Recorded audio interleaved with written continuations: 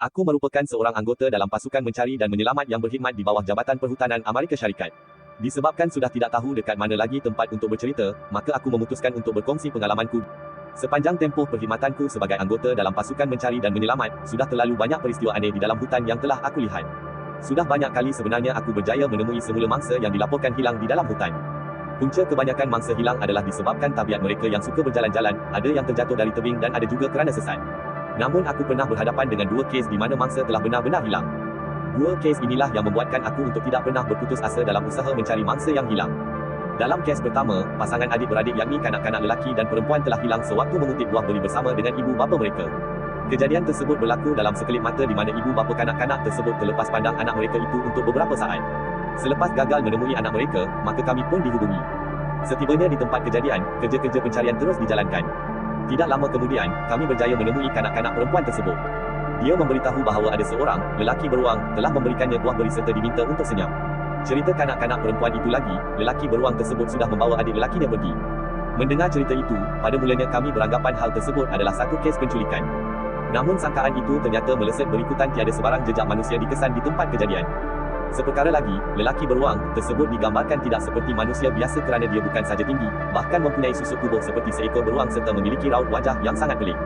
Walaupun operasi pencarian dijalankan berminggu-minggu lamanya, semua itu tidak mendatangkan sebarang hasil. Kanak-kanak lelaki tersebut tidak pernah berjaya ditemui. Kes kedua pula, seorang gadis remaja hilang ketika dia keluar pergi mendaki bersama ibu dan juga datuknya.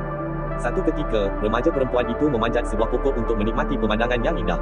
Sesudah lebih sejam ibu dan datuk gadis tersebut duduk menunggu di bawah pokok, gadis berkenaan langsung tidak turun walaupun berkali-kali namanya dipanggil. Renteran daripada perkara itu, ibu gadis tersebut membuat panggilan kecemasan. Gerakan mencari dilancarkan. Namun, sama seperti dalam kes pertama tadi, tiada sebarang jejak mangsa yang berjaya ditemui. Pelik bukan? Bagaimana gadis itu boleh hilang tanpa disedari? Ibu dan datuknya tidak pernah melihat dia turun dari pokok itu. Seterusnya mengenai anjing pengesan sewaktu operasi pencarian berjalan. Kadang-kadang, anjing pengesan ini membawa aku lurus ke tebing dan bukannya di tengah bukit atau mana-mana tempat yang mempunyai permukaan batu. Namun dalam sesetengah kes, kami berjaya menemui mangsa di seberang tebing atau tempat lain yang jaraknya hanya beberapa batu dari lokasi terakhir kami dibawa oleh anjing pengesan. Perkara ini memang nampak pelik tapi hakikatnya luar biasa. Apapun, bagiku semua itu ada penjelasan yang tersendiri. Ini pula adalah kes yang begitu menyedihkan. Seorang kanak-kanak perempuan maut secara tidak sengaja akibat terjatuh lalu tertusuk dahan pokok yang tajam. Sebaik saja ibu mangsa dimaklumkan tentang kejadian itu, dia terus berteriak. Saat wanita tersebut melihat mayat anaknya dibawa masuk ke dalam ambulan, suara tangisan yang sangat iba kedengaran. Beberapa minggu selepas kejadian tersebut, wanita itu telah membunuh diri. Dia berkemungkinan berasa tiada gunanya lagi untuk meneruskan hidup tanpa kehadiran anak perempuan kesayangan di sisinya. Ini adalah pengalaman kisah mistik dalam hutan yang dikongsikan seorang pengguna Reddit pada sepanjang tempohnya bertugas sebagai anggota pasukan mencari dan menyelamat. Dalam satu kes lain, kami dikerahkan untuk mencari seorang lelaki yang dilaporkan hilang selepas melakukan aktiviti pendakian. Seterusnya, kami memanjat ke lokasi kejadian dan menemui lelaki itu terperangkap pada jurang yang sangat dalam dengan keadaan kakinya patah. Bayangkan, dia terpaksa menanggung kesakitan selama 2 hari di tempat tersebut secara bersendirian.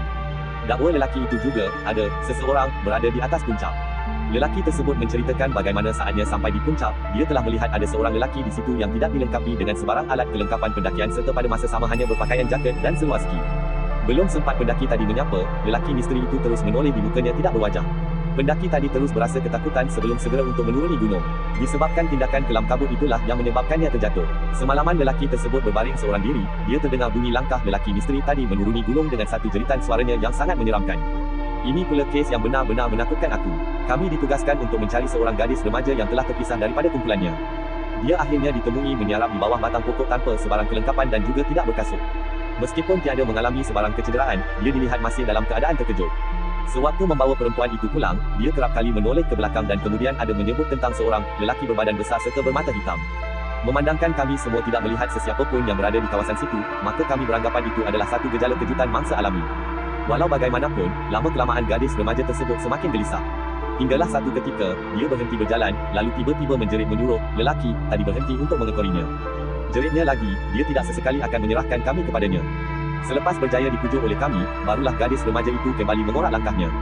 Pada saat ini, kami mula terdengar pelbagai bunyi aneh. Salah satu daripada bunyi itu adalah bunyi seakan ada seseorang yang sedang batuk. Sampai di markas operasi, gadis remaja tersebut tiba-tiba memegang bahuku. Dia memberitahu bahawa lelaki itu tidak gemar melihat parut yang terdapat di leherku. Ya, memang betul ada parut kecil pada leher aku. Perkara ini memang begitu memeranjatkan kerana selama ini parut tersebut memang sentiasa aku tutupi dengan kola baju. Entah bagaimana gadis remaja tersebut boleh mengetahui tentang parut itu. Cerita belum habis lagi. Sejurus selepas gadis remaja tersebut memberitahuku pasal parut itu, aku terus terdengar bunyi orang batuk betul-betul di cuping telingaku. Bulu roma aku terus naik meremang. Aku berpura-pura berlagak seperti normal. Tamat operasi pada malam tersebut, akulah orang yang betul-betul paling lega. Kes terakhir yang aku hendak ceritakan ini mungkin adalah kes paling pelik yang pernah aku alami. Apa yang aku maksudkan adalah tangga. Terjumpa tangga di tengah-tengah hutan. Bukan sekali, tapi dah banyak kali.